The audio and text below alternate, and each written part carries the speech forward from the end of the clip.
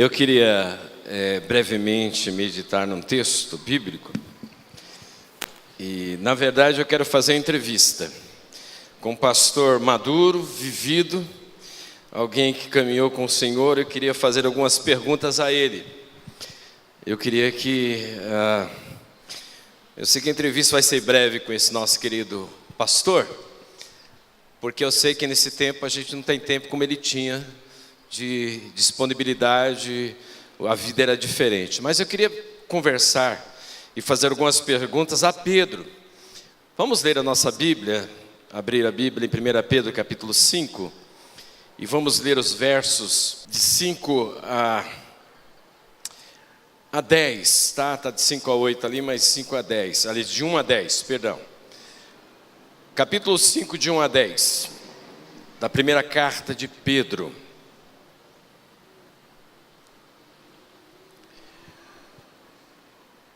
Rogo, pois, aos presbíteros que há entre vós, eu presbítero como eles, e testemunha dos sofrimentos de Cristo, e ainda coparticipante da glória que há de ser revelada. Pastoreai o rebanho de Deus que há entre vós, não por constrangimento, mas espontaneamente, como Deus quer, nem por sorte da ganância, mas de boa vontade, nem como dominadores dos que vos foram confiados, antes tornando-vos modelos do rebanho. Ora, logo que o Supremo Pastor se manifestar, recebereis a imarcessível coroa de glória. Rogo, irmãos, rogo igualmente aos jovens, sede submissos aos que são velhos. Outros sim, no trato de uns com os outros, revestivos de toda humildade, porque Deus resiste aos soberbos, contudo aos humildes concede a sua graça. Humilhai-vos, portanto, sob a poderosa mão de Deus, para que Ele, em tempo oportuno, vos exalte, lançando sobre Ele toda a vossa ansiedade, porque Ele tem cuidado de vós. Sede sóbrios e vigilantes, o diabo, vosso adversário, anda em derredor como leão que ruge, procurando alguém para devorar.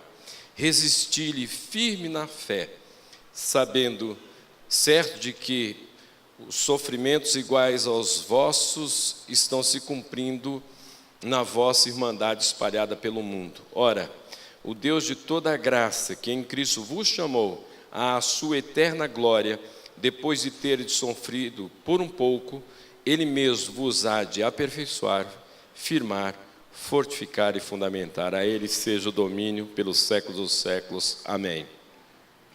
Eu queria fazer 9 perguntas a Pedro, e eu sei que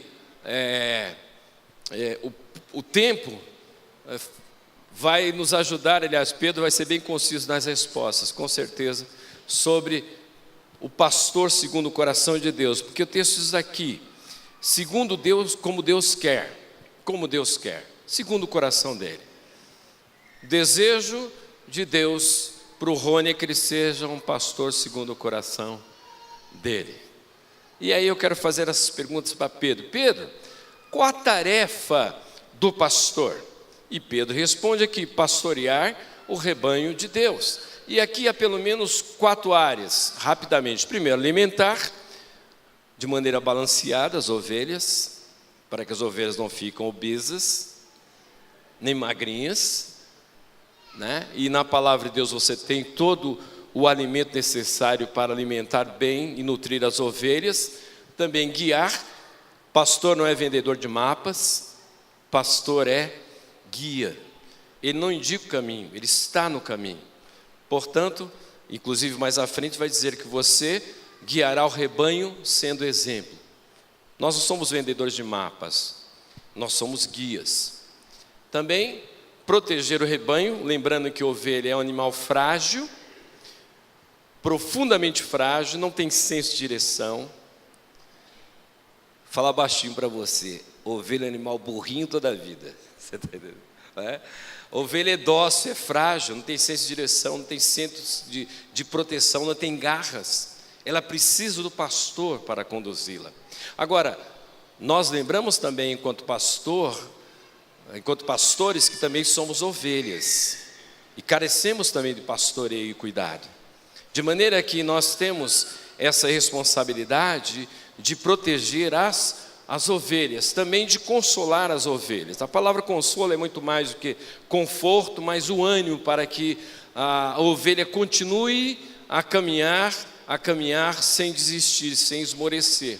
Nós sabemos as dificuldades da vida e como é necessário o consolo. Assim, o pastor tem essa função de consolar, animar, estimular as suas ovelhas. Pedro, qual é o modelo? Como Deus quer. O modelo não é o Concílio de Jerusalém, o modelo não é a Ordem dos Pastores de Roma, nem da Abileque.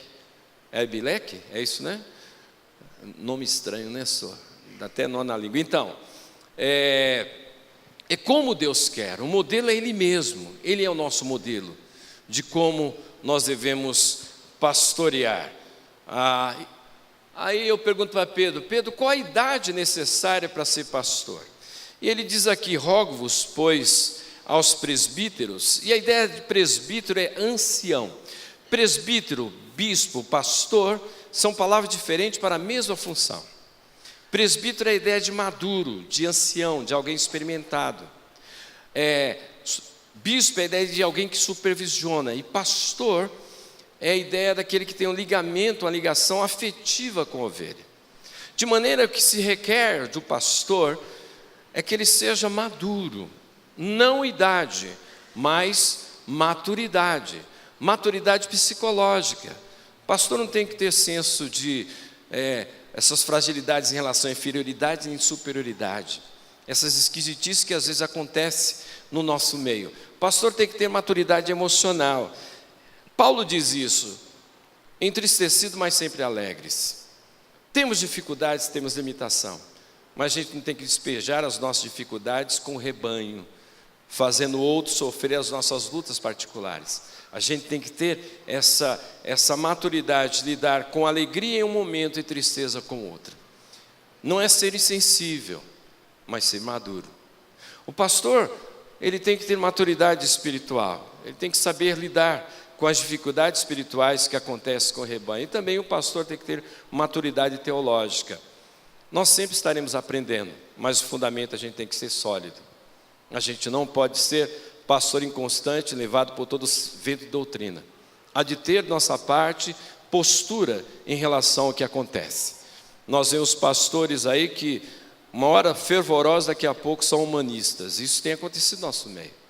Requer do pastor que ele seja maduro teologicamente. Sempre estaremos aprendendo, mas há de ter maturidade teológica. Aí outra pergunta que eu faço para Pedro: Pedro, qual a motivação? E Pedro diz aqui qual deve ser a motivação: pastorear o rebanho de Deus que é entre vós, não por constrangimento. Então notem, não por obrigação. Deixa eu voltar lá. Não por obrigação, mas espontaneamente, porque Deus te chamou. Isso é voluntariedade, não imposição, não simplesmente o que você tem que fazer, mas aquela alegria de servir, espontaneamente. E também não por torpe ganância, mas de boa vontade. Torpe ganância significa não por causa do dinheiro, o lucro que nós vemos hoje em dia, a manipulação para se ganhar dinheiro. Mas também uma outra ganância também, que é a ganância da fama, a ganância de status, porque nós pastores temos certos privilégios, nós estamos à frente, e às vezes nós somos honrados com certas possibilidades. Devemos ter cuidado para não ir além daquilo que Deus quer do nosso serviço. Nós somos servos, não somos senhores. Nós somos coroinhas, entre aspas, do Supremo Pastor. Nós devemos ter no nosso coração nem buscar a fama, muito menos manipulação para ganhar dinheiro. Nós devemos servir de boa vontade, como convém àqueles que servem ao Senhor. Mas também outra pergunta que quero fazer para Pedro: Pedro, como é exercida a autoridade? O texto diz aí: não como dominadores dos que vos foram confiados, mas tornando-vos modelos do rebanho. Aí é um desafio para nós. Modelos significa exemplo. Pesa sobre nós essa responsabilidade de sermos exemplos. E por um lado, não é um peso, é um privilégio. De alguém olhar para você e ver você como referência. Isso é bênção. Lembro daquela história daquele pregador, pastor, a igreja não crescia, a igreja tinha limitações de crescimento, e alguém chegou e terminou o culto, pastor bem assim, triste em função das dificuldades ministeriais. Alguém foi conversar com ele, cumprimentou e disse assim: pastor, o senhor precisa repensar o seu ministério, porque essa igreja não tem crescido. A única pessoa que se converteu nesses últimos tempos aqui foi aquela criancinha, e mostrou uma criança que estava frequentando a igreja. O único fruto foi esse. E o pastor ouviu aquela palavra, e tem palavras que de fato machucam, e machucam mesmo, principalmente em momentos difíceis no ministério. Você ouve